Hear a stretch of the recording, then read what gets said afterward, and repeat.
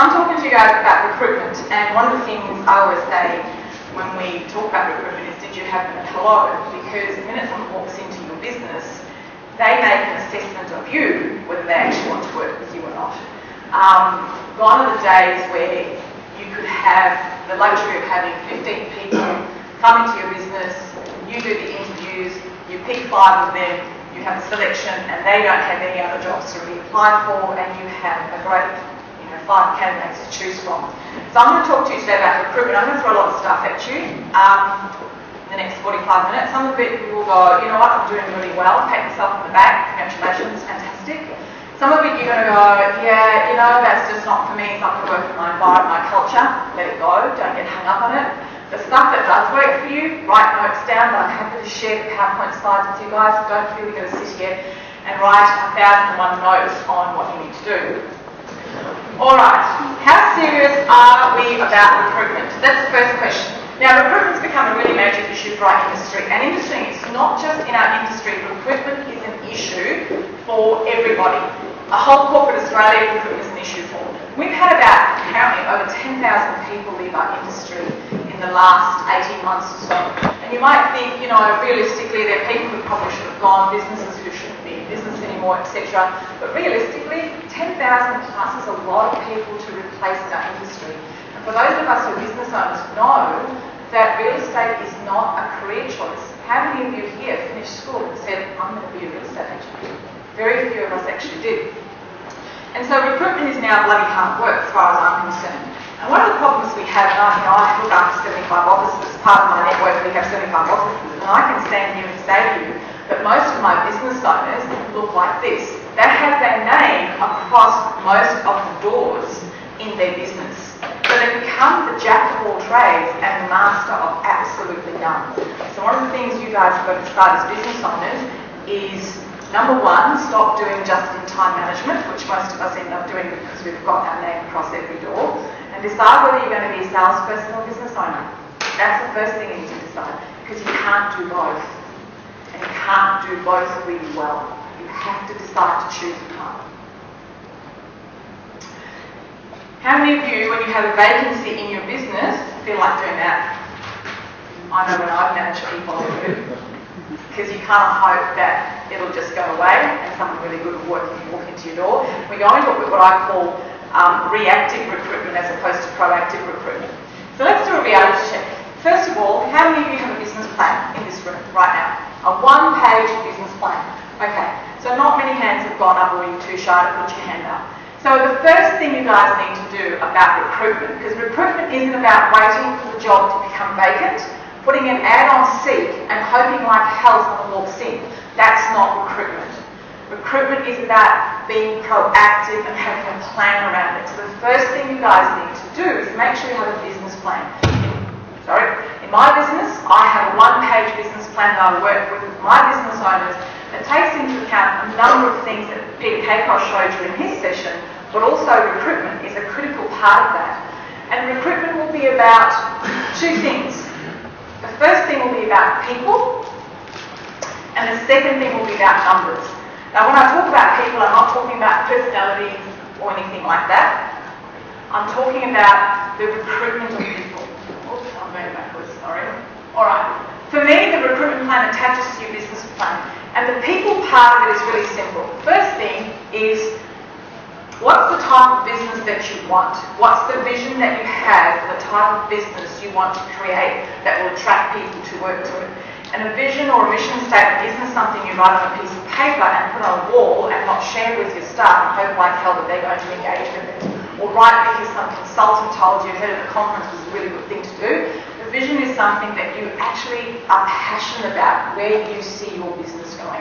When you see people speak with passion, you can actually feel it from them, you can feel their energy. And if you can engage your staff in the passion that you have about the vision of your business, they will go with you, they will follow you, and they'll work really hard to get there. So goals and vision is really important. The second thing is the culture that you want to have in your business.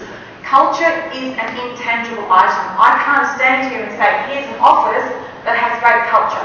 Culture is not something that you can describe, but you can feel it. And you as the leaders in the business, or the managers in the business, you guys are the keepers of the culture. So what is the culture you want to have in the business? What's the service delivery you want to provide? This is where we start to sort of, I think, lose a bit of the control we have in our businesses. Service doesn't just happen. Service is trained within an inch of your people's lives. And we've got to understand it's in that industry. We become too transactional. I'm going to use Disney as an example. How many of you have been to Disneyland? Have you? You have. What was the experience like? Good. Memorable, yeah? So when I talk to you about Disney, what's the image that comes to your head straight away? Mickey Mouse. Mickey Mouse? Okay. Mickey Mouse has become the brand name or brand look for Disney. But the experience is amazing. And you may not believe this, but at Disney, even down to the guy who empties the rubbish bin, he is trained on how he needs to do it, what times he needs to do it at, what he needs to say to people who walk past him. They're trained to deliver the service that you get that is memorable and amazing to an inch of their lives. We don't do that in our industry. We just don't. We expect it to happen. So you've got to change it in your businesses. What does service look like? What's the brand experience? When I talk about Disney, Mickey Mouse comes into your head. He makes you feel nice and fluffy and warm. What do people think when they see your brand name? How does your brand make people feel? And remember, your brand is your people. So your people are out there making your clients have an experience or feel a certain way about your brand. I'm a big believer in this. How many of you saw this movie? It's a wonderful movie. If you build it, they will come. I use it in business all the time. If you build it in your business, they will come. So what do we want? I'm a big believer in this concept. Market share. People share equals market share. And sometimes when we do our business plan, we actually think that it's just a matter of getting more agents in the door and hopefully we'll get market share because hopefully they'll perform. And yeah, that concept may work. But you've got to plan the number and the type of people you need in your business to equal the market share that you want. You might want a second office. So if you want a second office, who are you bringing into your business today to put them into a second office in the next 12 months to 2 years because you want to work with them? It's like going on a date for the first time and saying I'm going to marry you. You're never going to do that. So why do we do it in partnerships? The third part of this is what does profit look like? Let there be light. What does profit look like? So profit is something I said to one of my business owners the other day and she said to me, I want to make 500k. I went, great, awesome, fantastic. I want you to make 500k too being a franchisor.